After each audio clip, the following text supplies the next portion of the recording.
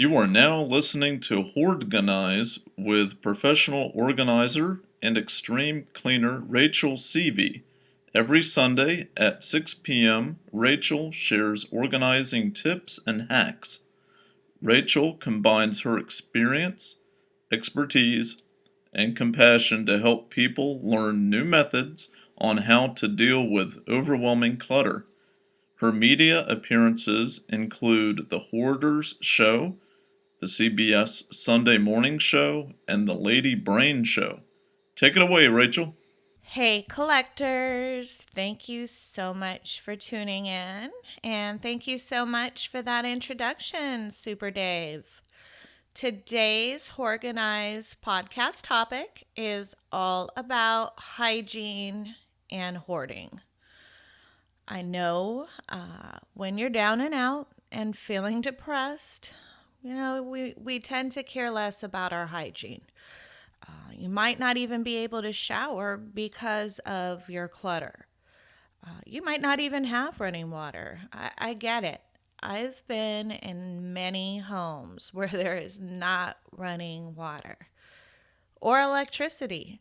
And this is a very sad way to live. But people do live like this right in your neighborhood. I've said it before. I have celebrity clients, and I have clients that are in the hood. Hoarding disorder does not discriminate like other illnesses. You could be any nationality, have any kind of sexual preference. You can come from any kind of background and still suffer from hoarding disorder. So, this Hoardganize podcast specializes in helping people deal with extreme clutter. And now you might be listening right now and think, wow, my home is not that extreme. I don't need to listen to this. I do want you to listen to hear what your home will end up like if you continue to clutter. Right now, you are a clutterer, but your home could get like this in just a short time due to a small, unexpected plumbing accident. One toilet backup might throw you into some makeshift situations. And your home might actually get like this after having an accident, or if you have a disability or have suffered a recent trauma. You're literally one toilet flush away from being into a situation like this. A lot of people, whether they suffer from hoarding disorder or if they are just chronically disorganized, are embarrassed to call a plumber or maintenance. And the next thing you know, water has overflowed, you have a mold issue, and you've got nowhere that you can go to the bathroom or shower. Basically, you have no working water. So, for my clients now in this situation and listeners now in this situation, this podcast is going to give you some tips and hacks on how to handle some of your hygiene issues. I do strongly urge you, if you're unable to take care of yourself, to seek professional help. There are services out there that will help you. Secondly, I am all about self love and taking really good care of yourself. This is obviously a baby step towards healthier, long lasting solutions. These are simply hygiene tips and hacks for people with hoarding disorder or extreme clutter. What inspired me to come up with this topic on this episode was I've had multiple clients tell me that they've been in trouble at work because they smell bad. They've actually been given warnings from their bosses and their coworkers that if they don't shower, they will suffer consequences and possibly lose their job. It's embarrassing, but it's true. And if you haven't showered in days or weeks or months, you will smell. Maybe you can even smell it yourself, and maybe you don't. Sometimes you don't even notice. For instance, if you're a smoker, you don't really smell the cigarette smoke. Maybe you just can't smell it, but other people do and they find it offensive. Perhaps you've been told by friends or family members that you smell. That's embarrassing, and you don't want to admit that you don't have a shower or working water in your home. So, what do you do? The following tips on the podcast today might help you start feeling better about yourself, and it will give you some baby steps on taking better care of yourself. And of course, hopefully, help you if you feel like you don't smell that great. So, I know this is a really sensitive situation. It's just something I come across every week. I would say not every job, but I would say the majority of my jobs, people aren't taking proper hygiene measures. So, 5 tips and hacks for hygiene if you're a hoarder. Number 1, baby wipes. Wipe your face and your neck and your body down with baby wipes. Under your arms, where the sun doesn't shine, anywhere that you can reach, honestly. This is obviously not an alternative long term for showering, but you have to take care of yourself. And this is definitely a step towards cleaning yourself. Number 2, travel toothbrushes. These things are awesome. You can get them at a grocery store, and they're small, disposable toothbrushes. They don't require water, and they have toothpaste built in. You can brush your teeth 3 times a day with one of them, or you can use a new one every time, but they're pretty sturdy and they're recyclable. So you just dispose them. Number 3, dry shampoo.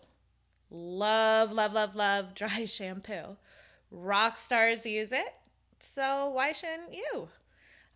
Get fresh feeling hair fast with dry shampoo. They're all different.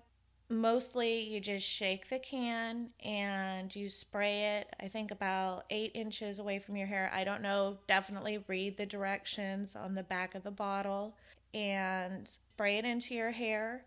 And then you just comb it out, and it gets rid of a lot of that grease and grime, and it helps your hair smell and look fresher fast. Number 4, Febreze. Oh my gosh, I love Febreze. Especially if you have pets. Like I said before, you might not smell it on yourself, but the rest of us do. We can smell your kitty cats and your dogs on your clothing. So Febreze your clothing, especially if you don't have a chance to wash it and you're going to wear it again. Febreze the clothing that you're going to wear to work or that you're going to wear out so that other people don't smell your clothing. And if you actually have access to a couch or a bed or any soft surfaces, go ahead and Febreze that.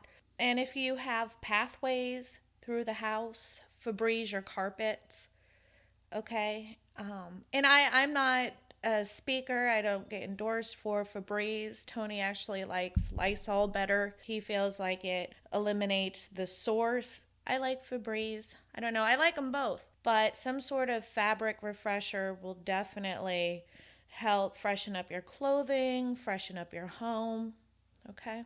Lastly, and you're going to hear this tip, and you've read this tip on my blog many times, and you're going to hear this tip many times throughout the Hoardganize podcast. Open up a window. Open up a window, please. Your clothing is porous. It is holding all of that stagnant hoard smell. Rotten food, kitty litter, dust, grime, who knows what else.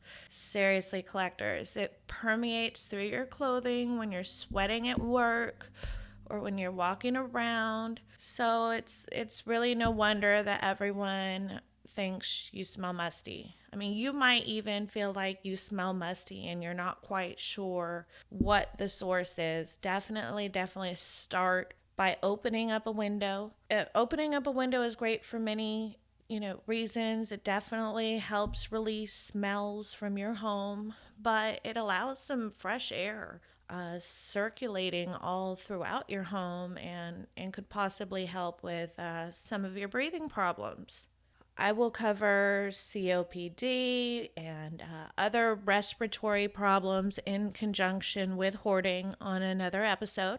That is definitely warrants its own episode and definitely an important topic if you have extreme clutter and breathing problems. And if you don't want your neighbors to see your home, open up a window at night.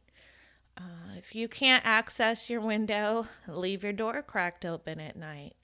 It's important to have fresh air circulating throughout your home for many different reasons. Well, hopefully, you were able to write down some of those tips. I hope that you're able to use some of them. Hopefully, they will help you gain a little bit more confidence, give you some tips on getting started on living a different kind of a lifestyle.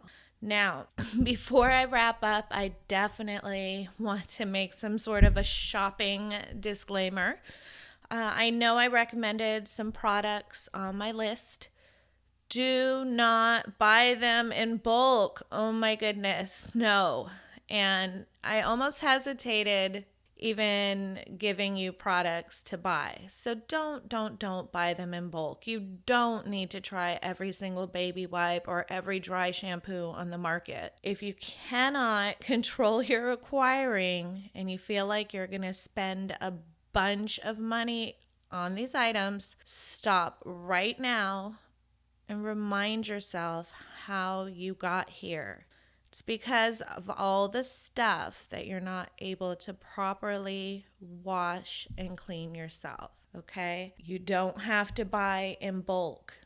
You really don't, especially if you have these items at home and you think you know where they're at. Go ahead and use what you already have at home. With that, I will leave you with my favorite proverb. Happiness is a place between too little and too much. Happiness is a place between too little and too much. Are you embarrassed and ashamed to have people over? Do you need expert advice on the tools you need to begin decluttering?